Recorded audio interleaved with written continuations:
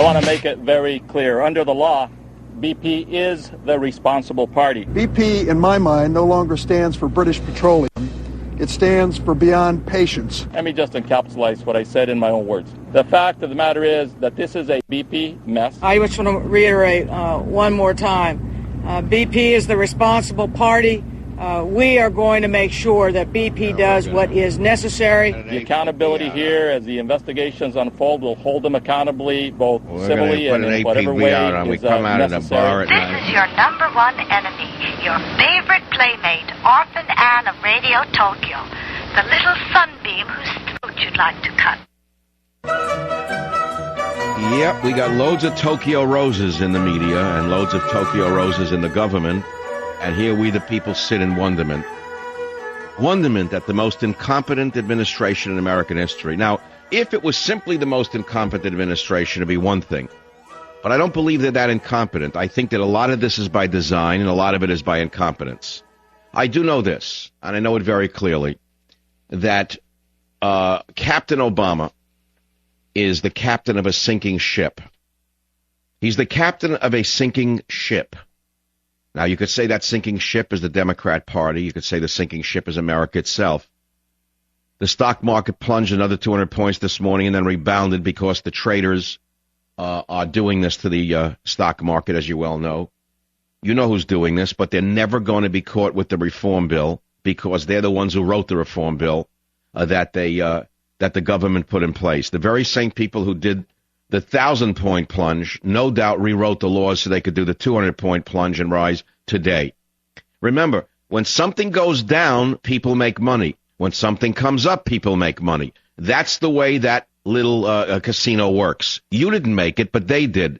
Now, if you had a legitimate government and a legitimate overlord of the stock market, he would tell you who made that money today, but you're never going to hear it because the people who made the money are the string pullers. And the people in the government are simply the puppets, in my opinion. We are on the brink of nuclear war with North Korea because of Obama's weakness. The worst environmental disaster in history is happening right now because of his incompetence. And yet, what is Obama's focus today? Not stopping North Korea's attempts to blackmail us, not making desperately needed cuts to a bloated government to save the floundering economy. No, what Obama is most concerned about today is making sure that gays can serve in the military. His Secretary of Defense, his Stepford wife, Robert Gates, has agreed to repeal the don't ask, don't tell policy. You see, to Obama, gays in the military are more important than the environment, more important than the economy, and more important than national security. The American ship of state is sinking, and Captain Obama is rearranging the deck chairs. Confidence in Captain Obama falling every day. He was poorly received when he gave a speech over the weekend at West Point, demonstrating that his already tenuous grip as commander-in-chief is getting weaker. His popularity is at an all-time low of 42%. And what about Obama's crew? Well, it's just as bad, if not worse. The other day, Joe Biden claimed The Hague in the Netherlands was the capital of the free world. Nancy Pelosi rules the House of Representatives with an iron-spiked heel. And First Mate Michelle Obama seems to be more concerned with slimming down American children than slimming down an obese budget. So as the USS United States slips slowly beneath the waters, ask yourself if you think Captain Obama is manning the pumps or pumping each man for everything he can get. Pay in the private sector is plummeting as government grifting skyrockets. Obama keeps bowing, the Dow keeps falling, the oil keeps spilling. Obama promised us a sea change, but instead we are lost at sea. I'm Michael Savage, and I approve of my monologue. Now, there are other main stories. This is going to blow you away. Sorry to use an old 60s hippie phrase, but this is going to blow you away. You're not going to believe what I'm about to read to you. The jihadist al-Awlaki is saying that the Washington Post saved him from an airstrike. That's right. Al-Awlaki, the U.S.-born imam, the Muslim imam, and I want to emphasize again, U.S.-born Muslim imam, not a rabbi, not a priest, not a Catholic, the Muslim imam linked to the Fort Hood massacre, the botched Christmas Day airline bombing, the failed Times Square bombing, is now crediting the Washington Post with tipping him off and allowing him to elude a U.S. airstrike in Yemen in December. That's correct. And yet we do not have a government that will go out and arrest the people at the newspaper who did this. By the way, we have a copy of the article that tipped him off. It's from the November 16, 2009 Washington Post on al-Awlaki, written by Sudarshan Raghavan of the Post's Foreign Service, with a dateline of Sana'a, Yemen, and featuring contributions from Post staff writer Spencer S. HSU in Washington. It included the revelation from anonymous federal law enforcement officials that the terrorist cleric was under surveillance. So in other words, the enemy within the FBI, the enemy within the Department of Homeland Security, the enemy within the Washington Post is killing us. Killing us. And where is the great president? He's in my hometown of San Francisco right now as I speak, raising money for Barbara Boxer. Now, as you well know, Barbara Boxer's in great trouble. Obama has had a 4-for-0 track record thus far. 4 in a row, candidates that he's backed have lost. Let's pray he has a 5-0 record, because it's time to send Barbara Boxer back to the bagel bakery where she came from. 1-800-449-8255 is the Savage Nation. Now, if you think that I hate San Francisco, you're mistaken. I love San Francisco. I love the city. I love the people who built it. I love the memory of those who built it. I love the foresight of some previous administrations who gave us the beauty that we have in the city. But I got to tell you, there's nothing to beat a night in San Francisco after the show. Like last night after the show, I went and walked down around the ferries and the tourist ferries. I looked at the paddle wheelers, and I'm thinking of having a big. I'm a man in love with the bay and the sea. I got to tell you, that I love boating. So after the show, I was alone walking around there by myself on the waterfront, and I look at the paddle wheelers, and I think, you know what? I think I'm going to have another pre-election eve giant 2,000, 3,000 person at sea rally. Sort of a paddle wheeler at sea. I don't know when my book comes out, whatever. And I got all excited about it. I made some calls. I made my way over to Alioto's for a couple of drinks. They were stiff ones, real stiff ones, real stiff ones. It's getting harder and harder for me to, decompress after a show. Now, I see people running along the Embarcadero. That's okay. That's one way to decompress. My way of decompressing is having a very stiff drink or two.